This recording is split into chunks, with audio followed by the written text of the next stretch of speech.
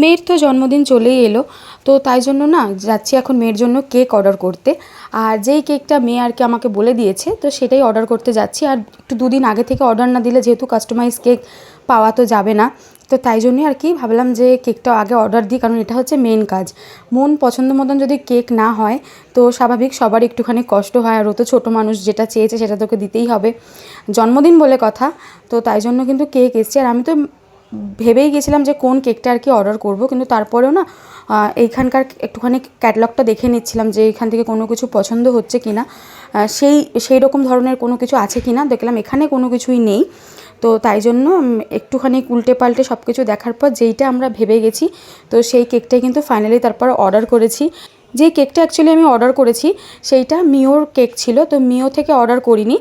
ওদেরই ফটোটা বার করে এনে আমি এই কেকের মনে দেখিয়েছিলাম। অ্যাকচুয়ালি কেকের মনের না কেকের কোয়ালিটিগুলো বেশ ভালো, তো তাই জন্য আমি এখান থেকে আর কি কেকটা অর্ডার করলাম। আর এখন যাচ্ছি মেয়ের জন্য একটা বার্থডে স্পেশাল জামা কিনতে। আর বেশ লেট হয়ে গেছে, মোটামুটি 9:30 বেজে গেছে, তো ক্লোজিং টাইম হয়ে গেছিলো। তাড়াহুড়ো করছিলাম খুব পরিমাণে, যে যেভাবেই হোক একটা তাড়াতাড়ি করে ফ্রক একটা পছন্দ করে নিয়ে যেতে হবে। তো চলুন সব কিছু কমপ্লিট, এবার বাড়ি ফেরা যাক।